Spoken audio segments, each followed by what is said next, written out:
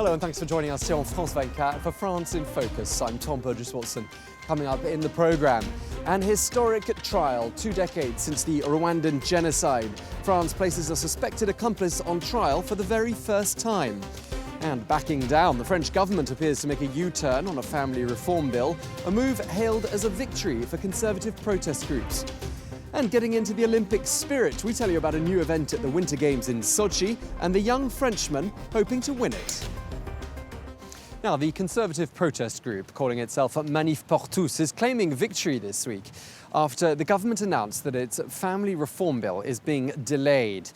Well, thousands took to the streets of Paris and Lyon last weekend to vent their anger at that bill, which they say harms traditional family values. But this apparent U-turn by President François Hollande has drawn criticism from the left and the right of the political spectrum. They're accusing the government of family phobia.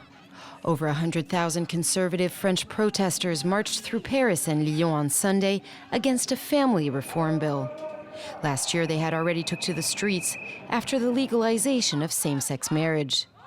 Today, they say the government's latest draft law will only further harm traditional family values.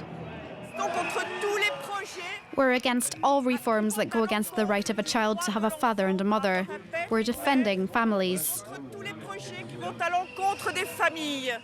Their fears concern a reform that could legalize assisted conception for lesbian couples or surrogate motherhood for gay men who want children. Officially, these procedures were not included in the planned draft law. But socialist lawmakers had vowed to amend the bill to include those reforms, sparking widespread anger among conservative voters. Under the pressure, the government decided to postpone the law to 2015. I want these reforms to go through peacefully. Right now, people are hysterical. I want us to focus on what's important, and I want us to go forward. At the same time, these reforms will happen in order to make the lives of families easier. Politicians from all sides, including in the ruling party, have criticized the government's retreat. We have abandoned this law to police protesters in the streets, and we're not even sure it'll stop protesting. Retreating wasn't worth it. The reform was initially aimed at modernizing the law to reflect the new diversity of families. It was to simplify adoption procedures and redefine the legal rights of step-parents and second marriages. Today in France, it can be difficult for a step-parent to pick up their companion's child at school or even to take them to the doctor's office. The French Civil Code simply doesn't provide them with a legal status. Step-parents live with the child. They are a reality. They've created an emotional bond with the kid. They play an important role in the lives of children. Society needs to recognize them. Today, 1 child out of 4 lives in a step family in France. In the wake of the government's step back, some lawmakers plan to file new proposals before 2015 to address the challenges nuclear families now face. We're now at the Palais de Justice here in the heart of Paris, where a long-awaited trial got underway this week. 20 years since the genocide in Rwanda, in which 800,000 people were killed, a suspected accomplice in that massacre has now been placed on trial here in France. While lagging behind its neighbours, Belgium, Switzerland and Germany, this trial is seen as a major turning point here in France. France's genocide hunters. For the past 14 years, this couple has given every spare minute to reading, researching and trying to track down suspects involved in the Rwandan genocide. Why did we take on the job? Simply because there were criminals here and the justice system wasn't doing anything about it. We're not professional investigators, but we decided we had to start somewhere, so we would just take it one case at a time. Look at that specific suspect. Where was he? What's being said about him? We need to go and check if that's true. Tefroza is Rwandan. She lost most of her family in the genocide. Every single Tutsi family was affected. If you start to look inward and look at your own pain, you'll just end up stuck in a trance. It doesn't do anyone any good. Sometimes you have to put your own situation aside and look at the larger picture. On April 6, 1994, Rwandan President Juvenal Habyarimana, a Hutu, was killed after his plane was shot down. Hutus who were in power accused the minority Tutsis of being behind the attack, although the case remains unresolved to this day. The genocide began. Within 100 days, over 800,000 people were killed, the vast majority of them Tutsi.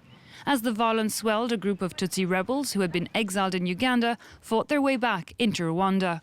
Well armed, they fought to save their people and caused the Hutus to flee. To date, the Gautiers have filed complaints against over 20 Rwandans who live in France, including Pascal Simbikangwa. A lot of people say he distributed weapons and gave orders to kill Tutsis if they showed up at checkpoints. The proof we have is in witness accounts. There's relatively little in terms of written proof in Rwanda, but when you have many, many witnesses saying the same thing, you can conclude it's the truth. Pascal Simbikangwa stands accused of complicity in genocide and complicity in crimes against humanity. He denies all charges, and for his lawyers, his case is a clear one. On the facts that he stands accused of, he denies all charges, and we consider that the witnesses and evidence against him are not sufficient, and he cannot be condemned beyond a reasonable doubt. Simbikangwa spent the opening days of his trial telling the court that he was not in a position of power when the violence began and therefore could not have given orders to kill or have planned anything. He also denied that he was ever part of the inner circle of President Habyarimana. Simbikangwa's trial is France's first on the Rwandan genocide, and his defense team fears this could play against him. France has been accused of providing weapons and military training to the Hutus who were in power before the genocide and failing to protect Tutsis during it. Since the events, Paris has been criticised for stalling on bringing suspects to trial and not extraditing others, including the widow of Habyarimana. Simbikangwa risks life imprisonment if found guilty. The verdict is expected mid-March, just ahead of the 20th anniversary of the Rwandan genocide.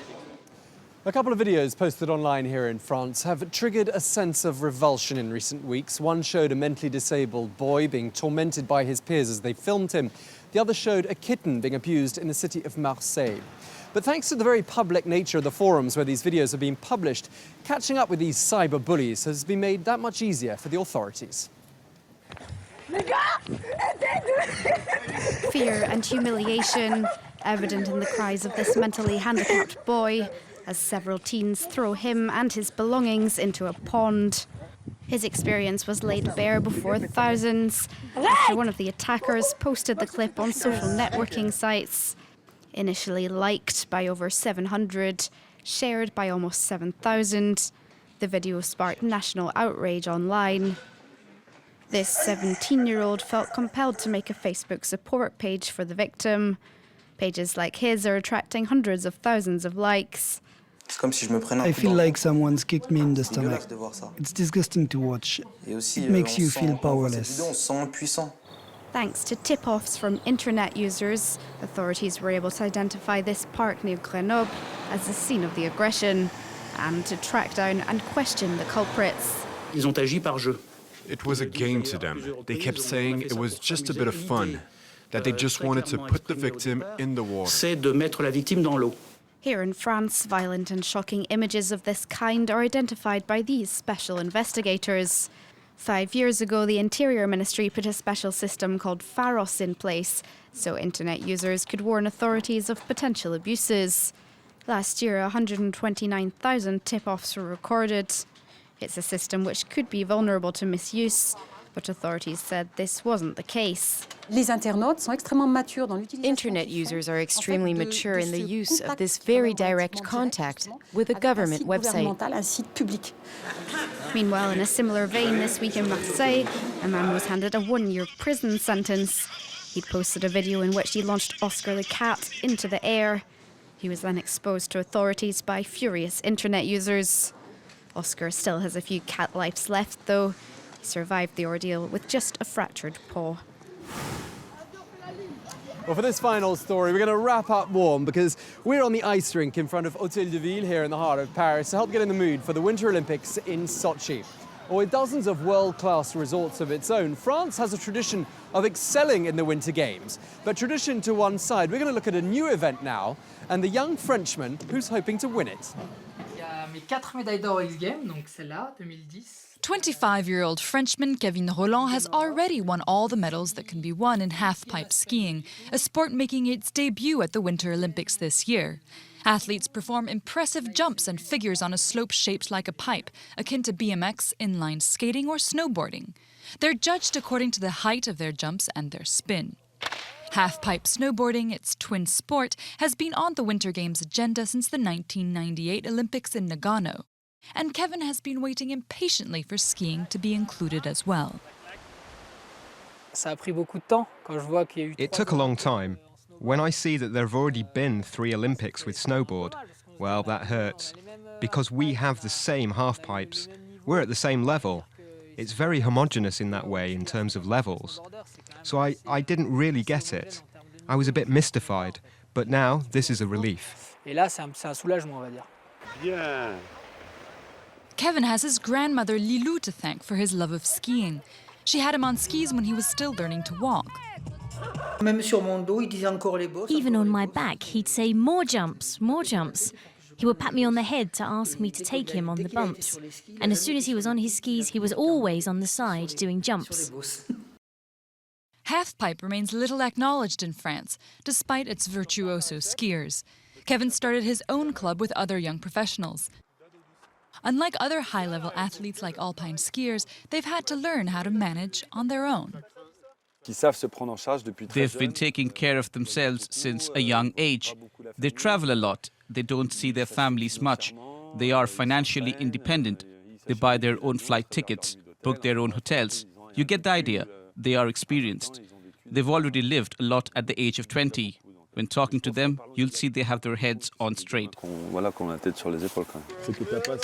Kevin's head may be on straight, but he's racking up dizzying results, hoping to become the world's first Olympic halfpipe skiing champion.